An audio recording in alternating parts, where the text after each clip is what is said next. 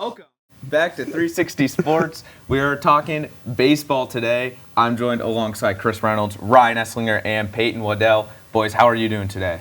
Doing great. Fantastic. I'm doing great as well. Yeah, baseball is in the full swing of the season now. So we got some special teams, special plays, but most importantly, special players. So let's get into our first segment here. Speaking of special players, Jackson Holliday, the #1 overall prospect in Major League Baseball right now, is making his debut tonight for the Baltimore Orioles. He's playing second, batting ninth, and he's wearing number 7, the same number his dad, Matt Holliday, wore for most of his career.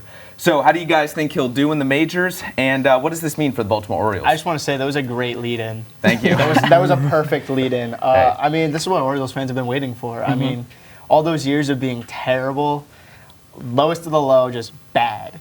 Yeah. And now all of these draft picks, all these #1 overall picks have paid off. Adley Rutschman, Gunnar Henderson, Jordan Westberg is even really good. And now they're adding Jackson Holliday to that already high-powered offense.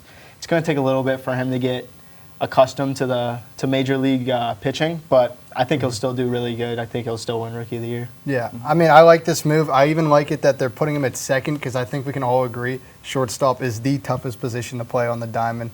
The only thing that I dislike about Jackson Holliday is he's 1 year older than me, and I'm not in the majors. I feel really old. But me too, Ryan. There's a lot of these young guys that are coming up making me feel I know, old. like Yeah. Jackson It's not Churio just was here. born Jackson in Churio. 2004. That's wild. I feel so old watching that. Yeah, but I like this call-up. It's a long-awaited call-up. I personally think he should have been called up opening day, but that didn't happen, and I'm excited to see what he can do in the majors. Yeah, he hit 323 last year in AAA, which is absurd. He's probably going to be like, he's the #1 prospect for a reason. And also, it's cool when his dad was really good. It seems like his son at least is like on that same like MVP level, maybe like one day, hopefully. But yeah, no, great, just like a great prospect, great in the field. And second base, as you guys said, should be easier than shortstop. Bring him in the 9th spot. So not a lot of pressure on him, which I think is good. And there's not a lot of that pressure with opening day. So they're kind of easing him into it. I think that's the right move because they don't really need him yet, anyways. So the Orioles in a good spot because if there's adding him to what they already have, that's just a way to possibly win the AL East. Yeah, I mean, it's a great call-up, great move by the Orioles. I agree with Waddell. I think he should have been up opening day, but that wasn't the case. But in Norfolk this year in AAA, he was slashing 342, 490, 605, two home runs, a stolen base. So he was producing at that level. I think it was long overdue for the Orioles. Yeah, I think that Orioles AAA team also put up like 29 runs on the White Sox AAA affiliate. That whole team was it's crazy. I think like 1 through 7's batting over 300. Yeah. That's just I mean, scary. It's crazy. I don't know how and to they're all pronounce young his too. name. You got to It's keep this in mind. Like Heston they're going to be good Kjerstad. for years to come. Heston Kjerstad, yeah. Kjerstad. Didn't he go like 6 for 6 in that game? I don't know, but It's something I know he's crazy good. I know like he's that. another 10 top RBIs. prospect. It's really all I look at. Yeah, and I mean to fill him in at second base, probably the weakest part of that team right now. I mean, who is starting Jorge Mateo? So ghost they're of only Jorge getting Mateo. better. But yeah. Anyways, good luck to Jackson Holliday tonight. But let's move in right into the next segment. There's been a lot of pitcher injuries, unfortunately, to begin the year and going back to last year. Spencer Strider, Framber Valdez, Yuri Perez, just to name a few pitchers who've been hurt this year. So why do you think this is, and does the pitch clock have anything to do with it? Of course, we've seen the Players Union and the MLB kind of get into it in regards to that. So let's hear what you guys have to say. Well, I mean, pitchers are having to speed up their delivery. I mean, you go and watch a game from 2-3 years ago, and it's almost unbearable to watch because of how long the innings take. The pitch clock was a good idea. It's been working really well, but then again, we've been seeing a lot more pitching injuries. They can't rest as much during their time. Like, they get the ball, they can't walk around the mound, like, kind of shake out their arm.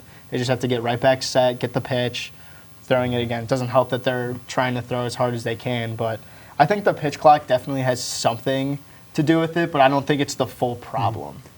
Yeah, the pitch clock, I feel like the pitch clock was the greatest thing that happened to baseball. Now, should they add a few seconds? Maybe. But I found this article by Baseball America. The average fastball in 2007 was 91.9 miles per hour. In 2023, the average fastball is 94.2 miles per hour. I feel like these pitchers are now going out pitching, trying to get more velocity and stuff like that. And that's very taking a toll on their arms. I mean, it's tough for, and this is the average. Now you see like Strider, these pitchers, they can pitch high, like close to 100 miles per hour. And if you keep doing that for 5 innings, 6 innings, it's going to lead to a lot of arm trouble and more than what people Look think. at Garrett Crochet from the White Sox when he was his rookie 2021 playoffs. He came in against the A's, pumping 102, 103, all that. Tommy John got hurt in that same game. Same with Ben Joyce, who was drafted by the Angels out of Tennessee, I want to say. Again, another flamethrower, young guy, pumping 102, 103, goes down with Tommy John. Like, again, just to go off what Peyton was saying, like, everyone's just trying to throw as hard as they can because velocity is what gets you looked at. Yeah, I think like a closing pitcher, relief pitcher, when you pitch every like 3 days but 1 inning, maybe you could go out there, throw it 102 and whatever. But when you're these guys throwing 7 innings or more sometimes, they're throwing as hard as possible. And just think about it. If you're exerting yourself fully and know you have less time between times that you do that, odds are you're probably going to get injured by doing that more. I think the pitch clock was needed, but I think they did shorten it even more this year, which I feel like I don't know if that was needed as much. We saw last year a lot of the older pitchers struggled with the pitch clock. So I feel like now we're starting to see some of the younger guys. I don't really know what to do in that sense because you do want the pitch clock. The last thing I want is to watch a guy shake out his arm and throw the ball over to first 5 more times between pitches. But they gotta do something if this is the reason. But I think pitchers have to adapt as well. Maybe you don't throw it 102 every time. Maybe you try to take a few off because I don't know if it was players not able to throw it as fast or maybe they were better at pacing themselves, like Peyton was saying, with the slower exit velocity in the past. So I think either pitchers are going to change or baseball's going to have to alter the rules, which I don't think people want. Yeah, no, I agree with everything you guys have said. I think it's personally a bit of a combination of everything. I mean, the pitch clock certainly isn't helping the increased velocity, but at the same time, like these young guys, especially in high school now, there's a lot more specialized pitching. Like there's a lot more like getting good at your craft, throwing a lot more breaking balls, like increased velocity, a lot more like advanced stuff at a younger age, which I think is contributing to this more wear and tear in the arms as you get younger. My uncle's a pitching coach too, and he agrees with that, and he said he's seen it a lot. And then another thing I want to propose is like pitch to contact. I mean, a lot of these guys today are also pitching for strikeouts, and that's only going to hurt your arm, especially with the increased velocity, trying to throw for strikeouts, the pitch clock. If you have a field of 8 defenders who play at an elite level, I know maybe not for their caliber, but you got to that point because you were doing something right on that side of the ball as well as hitting. So pitch to them and make them get the outs as well. Well, the thing with pitching to contact, I'm sorry. If I'm a pitcher and I'm going against Jordan, Aaron, Judge, Seager, I'm not pitching for them to hit the ball. Throw it down and away. Get them to roll it They're professional hitters. I know, but They you're a can- professional pitcher too. It's I mean, honestly a home run or a strikeout nowadays, so it's like if they make contact, it's probably in the stands. That's the issue with like how players are adapted nowadays. 100%. Yeah. But anyways, Gina Sullivan said, great show so far. Thank you. That's my mom, by the way. Oh, yeah, Miss Reynolds, yeah. shout out Gina Sullivan. Anyways, we're going to go to a bit of a alternate board segment here where we're going to talk about some prospects, of course, with Jackson Holliday being called up. There are a bunch of other guys in the minor leagues who are still waiting for that call-up. So we're going to go around. We're going to start with Reynolds, go to Peyton, and then Ryan. And I want you guys to go up to the board or just stay here, I guess, today. And tell me a top prospect that should be called up sooner rather than later. All right, so let's start with the classic story of what's been in my life. The Mets trade a top prospect for some player that lasts, I don't know, a few months on the team. So Javier Baez on the team for half a season, and then they trade Pete Armstrong away. Look at him. Supposed to be one of the best prospects in baseball. Great speed, great fielding, and the Mets traded for half a season of Javier Baez, where he ended up booing the fans and giving the fans a thumbs down. He did not leave on great terms. And for him, we gave up our top prospect, who's now going to be the best prospect on the Cubs. So naturally, I think he's going to be amazing because that's how these things generally work out. Speed and fielding is what he's known for, but he still has good contact. He came up last year a little too aggressive at the plate, but he only had 14 at-bats. He's going to be really good. And just knowing how this thing goes, knowing my luck, he'll probably be the face of the MLB, or at least one of the best defensive center fielders for years to come. And yeah, I hope that's not the case, but for him, he was really good. And in the minors, if he gets a chance, I think he'll be pretty good on a Cubs team that's building something. And I mean, Cubs are kind of looking for outfielders. Ian Happ's not great defensively in the outfield. They can move Cody Bellinger to first to allow Pete Armstrong to become that center fielder that they want him to be. Obviously, Seiya Suzuki's in right. Could have gone to the playoffs last year if he had caught a fly ball. I love bringing that up, by the way. It's my favorite thing to talk about. But again, Pete Crow Armstrong is really good, as much as I don't like to say it because I don't like the Cubs, but he is really good. He's As a gonna Pirates fan, I'm not looking forward to Yeah. when he gets called up. He's going to probably tear through that division. Torch the especially- Pirates especially 16 games towards a the year. Pirates and Bailey Falter. I just like a stupid trade where it's like a rental for a season that the Mets didn't even make the playoffs in. That's the type of guy they're paying out. Oh, yeah. I thought Kalinick, he's on the Braves right now. He is called up right now, so I didn't pick him, but he's supposed to be really good, but he's struggled a little bit. But Oh, Jared Kelnick? yeah, Oh, yeah, he was on the Mariners for, Yeah, he was yeah, up. the- He's for a while. probably one of the biggest draft busts and I prospect I wouldn't busts. say that because he's on And, the like, Braves. turn- The Well, Braves the are going Braves to turn right now. into. But with I mean, the I think Mariners, Andrew Vaughn he was hasn't. worse. Yeah, but He was Andrew supposed to Vaughn be was the pretty top guy. bad. He was was supposed to be really good. All right, let's move on here to Peyton. So, Is that you? Whenever I'm on the show, I got to homer a bit. My top prospect that I think should be called up is within the Yankee organization. There he is, Spencer Jones. The thing that sucks about the Yankees is they have so much outfield talent, but like this guy, all spring training. I don't know. I don't think this is the clip, but it might happen sooner. He hit a 473-foot home run in spring training. This guy is an absolute unit. He's 6'7". He's like basically the left-handed version of Aaron Judge. The thing that sucks, though, with the Yankees organization is they have a lot of outfielders. that must be terrible pain. Yeah. I'm sorry. Oh, yeah. Like, I They're mean, So bad. I thought you were going I to feel talk. so bad for the New York Yankees. I thought Yeah. I thought you were going to bring up Jason Dominguez. Well, Dominguez, I was thinking about that, but he played last year. Like he hit a home run, I think, his first game. This, like Spencer Jones, I hope he can stay as a Yankee, but this guy's a stud, and I hope he can just shine somewhere. It doesn't matter where, but They've got, what, 2 of their outfielders under contract for like 10 years or yeah, something they like have. that? If you consider Stanton an outfielder, which I don't know, he's just a DH. But Yeah. Soto, I feel like they're going to Well, extend they're going him. to, yeah, I was about to say, I Yeah. think they'd re-sign him if they had Judge, the money. But and then they- when Dominguez gets back. Yeah. I mean, you could definitely get like a very decent starting pitcher for him, with all the injuries this season. And yeah, but no, that's a great prospect. I think Spencer Great pick. Jones, whenever he does get called up, which should be this year, even if he just plays DH, like even they have Verdugo right now, I think Yeah. he'll be really good. Yeah, he's Yeah. a unit too. All right. And the second to last selection Okay. here goes to Ryan. Again, another homer pick. I'm going with Colson Montgomery, shortstop, Chicago White Sox. He's been in the league not in the league, but he played Cactus League in spring training. Went 3 for 20. Yeah, it's not the greatest. He's still getting adjusted to it. But even in AAA, I think this is his first year in AAA, but throughout the minors, he's batting .280, which again isn't great, but it's around average to where you want prospects hitting. He's hit 40 triples in 4 seasons. That's The good. kid can run. And with Tim Anderson walking out on the White Sox, and again, I don't blame him. He's in a worse situation now because they're worse than the White Sox, but whatever. It's paving the way for Colson Montgomery to become the starting shortstop for the Chicago White Sox. And right now they have Brian Shoemake. I don't even know who that is, starting at shortstop. That's just how bad the White Sox are. They need Colson Montgomery. Regardless, just call him up for 1 year or for this year because you know you're not making the playoffs. You know you're not making a push. So he can get accustomed to the major league hitting, the major league level, playing defense, playing shortstop, all that, just so he can get accustomed. And then next year, 2025, he'll really thrive.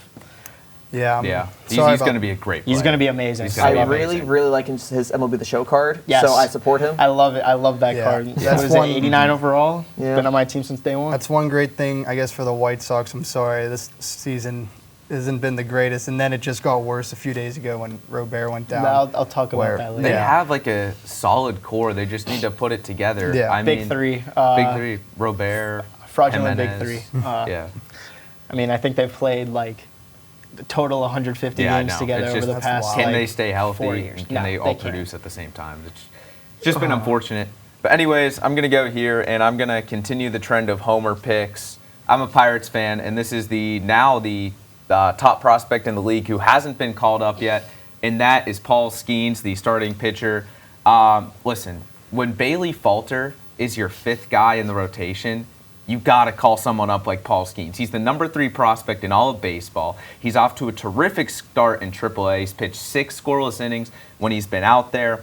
The Pirates, they're playing well right now, but if they want to compete down the road, they need to bring up a guy like Paul Skeens. Like I said, Bailey Falter, I give him credit. He had a great outing last time up, but he cannot be a team's 5th option, especially when you're 9-3 or whatever the Pirates are right now. The pitching's been pretty good. It's been improving as the season goes along. Mitch Keller had a good outing the other day. Martin Perez was lights out yesterday, even though they lost. But bringing up a guy like Paul Skeens would just add another level to this rotation, and I think the Pirates desperately need that if they want to continue playing well. I don't know why you keep calling him Paul Skeens. He's just Livy Dunn's boyfriend at this point. No, Paul Skeens is going to be really good. He is scary. Again, another card I face in MLB The Show all the time. He's very scary. I don't want to face him in real life. I don't know how these people do it, but he's going to be really good. As a Pirates fan, I just hope that the situation doesn't turn into what Garrett Cole was for the Pirates. Well, Garrett Cole was like the last great pitcher. He was like the last great pitcher. And then maybe wasn't Mitch Keller supposed to be good? Mitch Keller was supposed to be all right, but I think like the last one outside of Garrett Cole was like Jamison Tyone. And I mean, look, I think he debuted against the Mets. Didn't you guys also have Chris Archer? Well, we traded for Chris Archer. Yep. We traded Tyler Glasnow and Austin Meadows for Chris Archer. You guys didn't. I don't think you were. That was probably one of the worst trades in the recent MLB history. Sox have way more. I don't know. That Chris Archer trade was We traded traded Tatis and Marcus Semien. I hope the Paul Skeens situation does end up like the Garrett Cole situation, because where's Garrett Cole on? No, I'm just kidding. But realistically, every highlight I see about Paul Skeens, it's like 3 straight pitches, 100 miles per hour. Yeah. Realistically, though, do you think he can do that over a span of 5 or 6 innings, which is what you want your starter to do? I think eventually they can build him up to that. Like, I'm not saying he's going to come up and be like this lights-out pitcher, like Cy Young contender, but bring him up this year, have him pitch maybe like 4 or 5 innings a game or something. The bullpen's been pretty good. So if you just allow him to get accustomed to MLB pitching, like the sky's the limit for this guy in the future. Oh, yeah. But anyways, let's move on. I know we had some fun talking about this before the show. This or that. So there's going to be a couple of MLB like this or that. You got to choose one or the other. They're going to come up on the board, and you're going to have to give who you would choose in this scenario. So let's see the first one here. And the first one is, would you rather have Gunnar Henderson or Corbin Carroll for the rest of their careers? This one we were kind of debating back and forth. Like, this is so tough. This is so tough. So hard to just even think about, because both of them are really good. They're both on playoff teams. Obviously, the Diamondbacks made it a little bit further because of their pitching. I don't think Corbin Carroll was the reason they made it a little bit further. Obviously, he's a part of that team that made it far, but regardless, I think I'd rather have Gunnar Henderson. Gunnar Henderson, he arguably had a little bit worse season than Corbin Carroll. Corbin Carroll did steal a lot more bags than him. But Gunnar Henderson, his speed is there. He's very sound defensively. He can hit for power. He can hit for contact. He can swipe bags. They're both very, very similar. But the fact that they play different positions, again, center field is a very hard position. Shortstop, like we were talking about earlier, most important position on the diamond. I think Gunnar Henderson, with his pop, I think he can hit a lot harder than Corbin Carroll. But then again, just going on preference, I think I would have Gunnar Henderson for the rest of their career. Whenever I saw this question on the script, I'm like, Henderson, no doubt. And then I start looking into the stats, and I'm like, these stats are actually pretty identical. Henderson has 2 more at-bats. They have this similar, like, ribbies, home runs, all that stuff. Obviously, Carroll has more stolen bases, but I'm still going to have to go with Henderson. I mean, for me personally, he just passes the eye test, which I feel like a lot of people don't take that into account. I think his pop's better. Like, the speed is obviously there. He plays shortstop. And I think Henderson means more to his team because, as you said, the pitching for the Diamondbacks is really great. I think Henderson means a bit more to his team than Carroll does to his team, so I'm going to have to go with Henderson. I disagree. I think Corbin Carroll should be the guy, and I think Gunnar Henderson, I think, is not as important because the Orioles have so many other options around him. Whereas if you think of the Diamondbacks, their offense kind of revolves around Corbin Carroll. He makes plays with his speed. Gunnar Henderson is very good, but Corbin Carroll gets on base, steals bases, gets around. Can I help you, Ryan? What's that face for? Well, I mean, you're acting like Corbin Carroll is the only player on the Diamondbacks offense. There's other guys, but he's leading usually in the lineup, gets on base, steals bases, and then there's guys behind him that could drive him home. But he's kind of like, when last year's team that made it, he was kind of the spark plug of the offense. Like their pulse. Yeah, I know what you mean. Yeah. You're not wrong. Like, obviously they have Christian Walker, Lourdes Gurriel Jr., Ketel Marte. I mean, they're starting catcher Gabriel Moreno right now, I think. Yeah, I think so. But regardless, like, again, I know the point you're making. What guy in that lineup puts the most fear in you? Christian Walker might be the power Ketel bat. Marte. Ketel Marte, he gets multi-hit games, like Ketel it's nobody's Marte, business. I It's think you actually tend to crazy. forget he has the longest active postseason hitting streak. That's great when you're in the postseason. And he's a great hitter. I think Ketel Marte is great, but Corbin Carroll, I think, was that guy on offense for them, and I think their offense, they needed him to do it. Where the Orioles, they have so many options on that team. And Gunnar Henderson was obviously great, but I mean, Corbin Carroll he won Rookie of the Year. He was an All-Star. He was that guy Gunnar for a Henderson reason. also won Rookie of the Year. Oh no, but I'm saying he was an All-Star, and then Gunnar Henderson wasn't. But then Gunnar Henderson came along too. Just I prefer Corbin Carroll. I like guys with speed, and then also too, like I like center fielders, and I think shortstop support, but a lot of these outfielders that can like cover the range that he does, that's extremely important as well. Oh, yeah. Yeah. I'm going to have to agree with you, Reynolds. I'm a big Corbin Carroll guy. Even going into last year, he was one of my favorite players in the league last season. And, I mean, Gunnar Henderson, no shade to him. He's tremendous, and he would be a great piece to have for the future. But I look at Corbin Carroll. I mean, he was 5th in the MVP voting last year in the National League. He had 50 stolen bases, which is just absolutely absurd for what is his second season in the league. Gunnar Henderson, again, just a great player, but personally for me, I'm a big Corbin Carroll guy. So what are the Diamondbacks going to do when Drew Jones gets called up? Drew Jones, they're just going to move him to a different I outfield. mean, Corbin position, Carroll, DH. doesn't I mean, he Corbin, play? he's a center fielder, so Okay. they can. But I mean, very versatile, very very. versatile in the outfield. But anyways, let's move right along here to a bit of a division prediction. Who's going to win the American League East, the Orioles or the Yankees? I don't think I have to state my opinion too much because I am a Yankees fan. But I would tell you what, I wouldn't be as confident as I am if we wouldn't have swept the Astros opening day. I feel like sweeping the Astros the opening series is very huge for this team. But the Orioles are really good. Corbin Burns kind of solidified that rotation. I'm still gonna have to go with the Yankees, of course. I mean, the Yankees, I always feel like the Yankees always start out good. Like, they always go on these pretty good streaks. They're like, oh, are they going to be really good, like, later on in the season? I don't believe that. I think the Orioles are going to win the AL East, but I don't think it's going to be easy. Obviously, they're going to have to play the Yankees a lot. It's just going to come down to who's going to play better in those games, like when it matters most. Can't forget the Red Sox are also playing pretty well. So Sox are The very Red hot. Sox. I know, but at the Sorry, same Gabby, time, but right the Red now Sox are kind of The Rays and Blue Jays are also there. I mean, The Blue Jays are kind of just there. just there. but All those teams are they're deep, but I think the Orioles are the deepest team in that division. That's why I Absolutely. think it's the most important thing, and they're young too. So the Yankees, I think, are the best 1-2 punch, maybe in baseball, or at least if it's not one, it's like 2 or 3 with Judge and Soto. Garrett Cole's injured right now. I think they had a great start. I just think that's the level of success they had is not as achievable for them long term. Whereas the Orioles, we saw what they did last year. I think they've only gotten better from last season. Whereas the Yankees, they have older players, more injury prone, more risk there, and I just think the Orioles are deeper all around. I think that's most important when it comes to baseball, is the depth.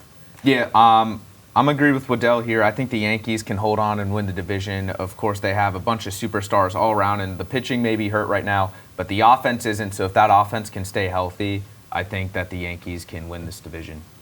But anyways, let's move on here. We got a couple of logos here. We got 2 of them. The Mets logo or the Blue Jays logo? Which one do you prefer? All right, I'm starting this one. Okay. The Blue Jays logo, it's fine. It's a Blue Jay and then the leaf for Canada. Okay, we get it's a Blue Jay. It's in Toronto. That's fine. The Mets logo, that logo specifically, it is the shape of a baseball with the seams, with the New York City skyline and the bridge in front of it. I think that's one of the best logos in baseball. The other one with the NY looks too much like the Yankees. I get that, but that specific logo, it looks clean, the city skyline, and it's a baseball. The Blue Jays one is very simple, but it's a Blue Jay in a leaf. Like, you know what I mean? Just, yeah. I'm sorry, I'm Jay trying in to a take you leaf. seriously. The Blue Jay, have the Mets ever changed their logo? They've had the NY and then that for how many years? I don't know, since they came into existence. The Blue Jays have had 8 or 9 different logos since they came into the league, and all of them are way better than that. All of them are. All of What's them. wrong with that one? Nothing personally, but putting it up against the Blue Jays have just had better logos over time. It's a Blue Jay. And Yes. their logo's a Blue Jay. Like, what is, like, that's I so understand basic. that city skyline, whatever, Mets, whatever, baseball, whatever, yeah. But That's personally, creative. It's called creativity, you know what's Ryan. creative? What the heck is a Met? That's not. We're saying What the is a logo, Met? what it looks like. Chris Reynolds, a answer me this. What metropolitan, is a Met? someone like in the metropolitan area. I don't know if I believe that. Okay, But, well, that's your fault. I don't know what to tell you. But you know what Blue Jay is? It's a blue bird. We see it right Yeah, there. it is. Yeah, Bluebird right there. Yeah. I'm gonna. Canada leaf. This is kind of tough because I don't really like both teams. but I'm going to have to go with the Mets because Thank I think you, I Peyton. hate the Blue Jays more than I like the Mets. Both these logos are amazing, but I just think, I don't know. I think the Mets are a bit cleaner. I think there's so much creativity that goes in that a Blue Jay, Ryan. It's a Blue Jay. I think the Blue Jays have been. If you go back to like when their first logo, they got the baseball around. They don't it even saying know their own Toronto logo. Blue Jays. That's why they have to change it because it's not good. It's just been a Blue Jay for the. Okay. I'm gonna have to go with the Blue Jays here. Thank you, Brennan. I've always considered them like my American League team because I have family up from Buffalo. That's like kind of the Buffalo team, the minor league teams there. So Blue Jays for sure. But anyways, we're gonna get into some scary teams, either for good or for worse. So you guys have each picked some teams that are playing great right now, some teams that are playing really bad right now. We're just going to go around and say who they are really quickly. So I think we start with Reynolds again. Let's get into that. This team, pretty surprising about how scary good that they've been so far. We got the Detroit Tigers, who are 7-4, started off 5-0, cooled down a little bit, but their pitching has been a lot better than I've expected. The 6th fewest runs allowed per game as on the team side of it. Their offense could be better, so their offense has a lot of room to improve, and yet they're still 7-4. And they're leading that division right now. I think they could possibly win it. I don't know, but their pitching has been really solid and not a lot expected out of them. Now going to another team, but they're scary in a bad way. We got to talk about the Houston Astros, who want to be champions once again, but so far they're 4-8. They got swept in a 4-game series against the Yankees. The Yankees are a good team, but if you're trying to win and be that World Series contender, you can't lose to these great teams. You can't get swept by those great teams.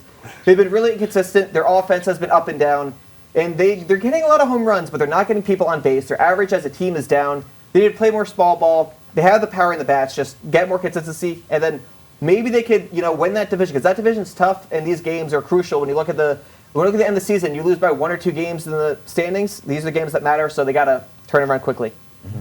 All right, and let's go to Peyton's teams here. Yep. If I haven't mentioned already, I am a Yankees fan. The reason why this team's scary is 2 words. Juan Soto. This guy is amazing. He's completely changed the whole team by his approach. Everybody is working the count, and this whole team has just changed because of him.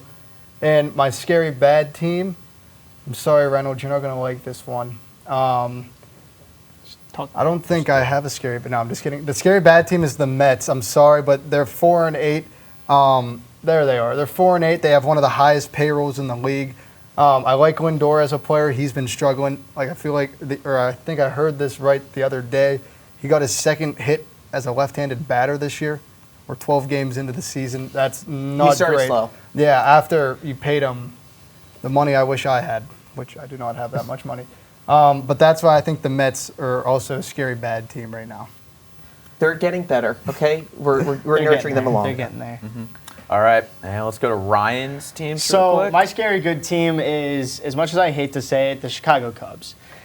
You can't really look past it. They're really good on offense right now. They're really good on defense. Wrigley is one of the most electric places in the world right now. And their starting pitcher help is bolstered by Shota Imanaga. That kid can shove. He is really good. He has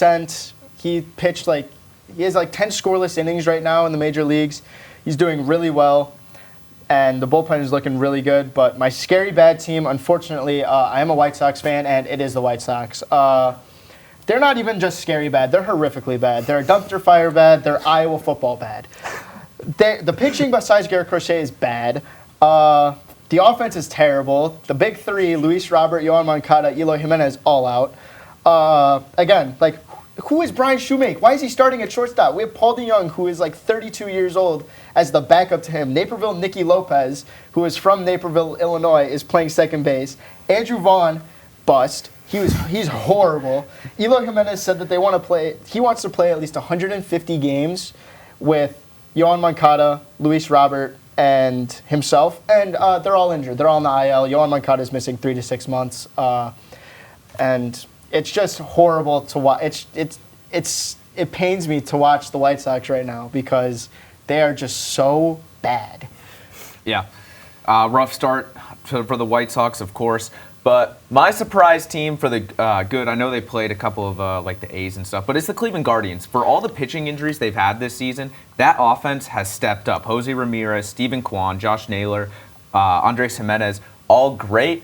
And for my disappointing team, of course, it's the worst team in baseball right now. It's the Miami Marlins. I mean, that's just an awful start. Too many injuries. The offense isn't producing at all. Luis Ariz is batting .234 after winning the batting title last year. And then back with the starting pitching right now, there's way too many lefties in that rotation. A.J. Puck, it was a closer last year, is in the rotation right now. I don't know what's happening down in Miami, but it certainly is not good. Yeah, they are pretty They need to get out of there. especially Luis Ariz. He was batting close to 400.